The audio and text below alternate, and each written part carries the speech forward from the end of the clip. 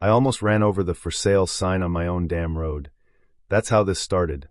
Halfway down the gravel stretch to my lake cabin, coffee sloshing in the cup holder, radio humming low, and there it was, bright red, bold letters, planted like a flag in conquered territory. For sale. Sun River Realty. Viewings by appointment only. On my land. My private access road. Yeah, that happened. For a second I just sat there, engine idling, staring through the windshield like maybe I'd misread it.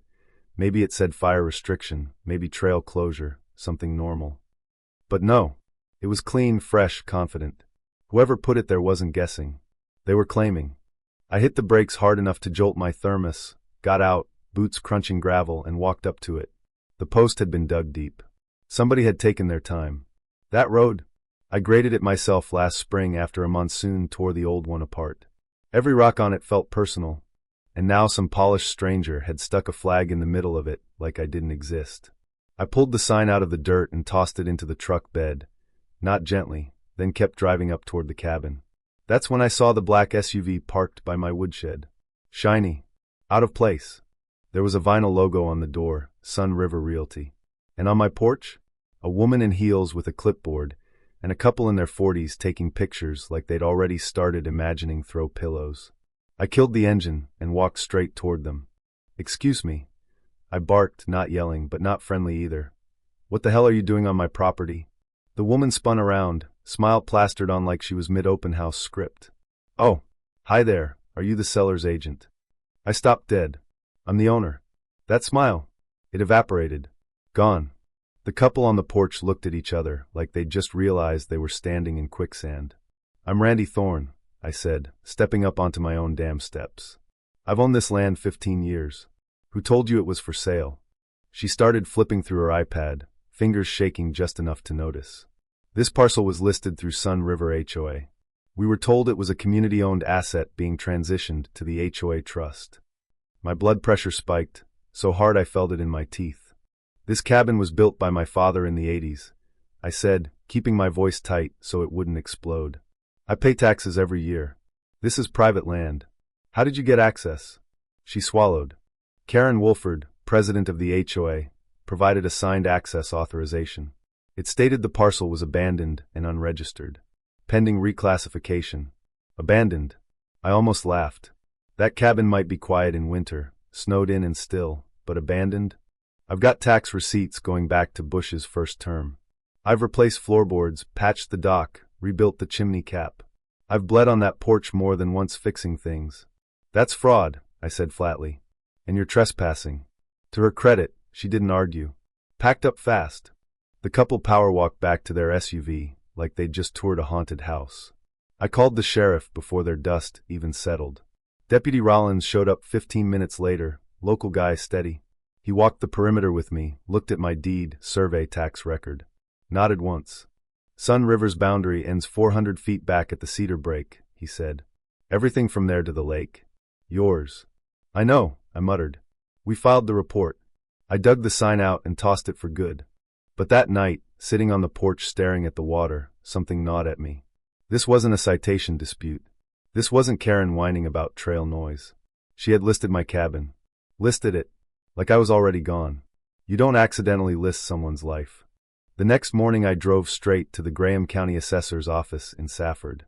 Desert quiet, fluorescent lighting, copier humming somewhere down the hall. I asked to see whoever handled rural parcel history. A tired-looking guy named Lyle brought me into a back office that smelled like old carpet and paper dust. I laid out my documents. Looks clean, he said, scrolling. Parcel 1247. Private ownership. 15 years. No liens. No flags. Then he frowned. A few weeks ago, we received a Form 334Z, abandonment and reassignment notice. Filed by Karen Wolford. Claimed the property was unoccupied, no registered owner since the late 90s. What the hell? I said. I pay taxes every year. He nodded. She attached a notarized affidavit. Photos of the cabin snowed in. Visual verification of abandonment. So she'd been stalking it. Internally we flagged it, he continued, but once it entered the interim review system, it scraped into the MLS preview feed. Realtors could request listing access. That's how it happened. One forged narrative, a few staged photos, and suddenly my cabin became an opportunity. I filed a fraud complaint on the spot. Got certified copies of everything. I wasn't playing defense anymore. Then my friend Cody called. "Hey," he said, uneasy. "Someone from Sun River HOA called me this morning. Asked if I'd been staying at a community structure without permission. Said they might press trespassing charges. They knew his name. They knew he'd stayed there last March. That's not public record. Someone had been watching, logging, collecting." 2 days later, I was sipping coffee on the porch when I saw dust rising from the service road that cuts in from Sun River. The road I'd chained off 2 years ago. The chain was gone. Clean cut. A silver Lexus SUV rolled up. Out stepped Karen Wolford herself, bleach blonde bob, oversized sunglasses, clipboard clutched like scripture. 2 guys in matching windbreakers behind her. "Mr. Thorne," she called sweetly. "We're here to formally notify you this property is under temporary HOA stewardship pending review." I set my coffee down slow. "Lady," I said, "this is private land. You're trespassing." She didn't blink. Started quoting ordinance numbers like spells. Said the structure lacked verified residential usage licensing under HOA recreational zoning. "That doesn't apply to me," I said. One of her windbreaker clones tried to hand me an envelope. I didn't touch it. Karen calmly dialed 911. "Yes, I'm at our lakeside community structure," she said into the phone. "There's an aggressive man refusing to leave." I just stood there, arms crossed, certified deed and assessor letter already laid out on the patio table. When deputies arrived, she pointed at me like I was some squatter. I handed them the folder. 10 quiet minutes later, one deputy turned to her. "Ma'am, this parcel is private. You filed incorrect information. You made a false emergency report." Her voice climbed 2 octaves.